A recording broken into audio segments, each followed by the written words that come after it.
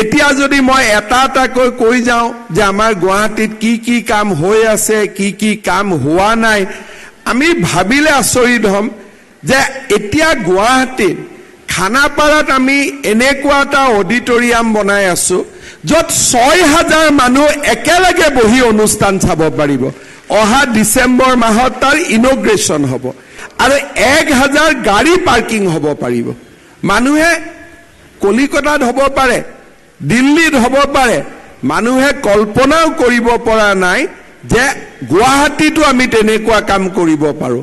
এতিয়া ভৰলুমুখৰ ব্ৰহ্মপুত্ৰ ব্ৰিজ মোৰতো ইমান যোৱা নহয়, মই যেতিয়া গধূলি যাওঁ তাতো ইভিনিং ৱাকৰ এটা ডাঙৰ এটা ভেনু হৈ গৈছে, ল'ৰা ছোৱালী তাতে খোজাই কাঢ়ি থাকে।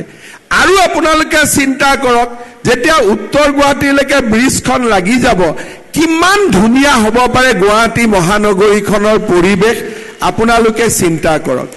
যেতিয়া উত্তৰ গুৱাহাটীলৈকে আমি বাইহাটা চাৰিআলিৰ পৰা ফাঁচী বজাৰলৈকে যাব পাৰিম, ভৰলুৰ পৰাতো জালুকবাৰীলৈ কাৰফিউ টাইপ হৈ থাকিব, গাড়ীয়ে নাথাকিব। কোন কোন গাড়ী ওলাব? গাড়ীয়ে নাই। কিমান গাড়ীটো একেখনে। যেতিয়া গৌৰীপুৰৰ পৰা পোনে পোনে গাড়ী আহি ফাঁচী বজাৰত ওলাব, তেতিয়া ভৰলুৰ পৰা মালিগাঁওলৈকে কোন যাব? যোৱা মানুহে নাই। আদাবাৰীলৈকে কোন যাব? ৰাস্তা খালী, তাতে ওপৰত ফ্লাইঅভাৰ।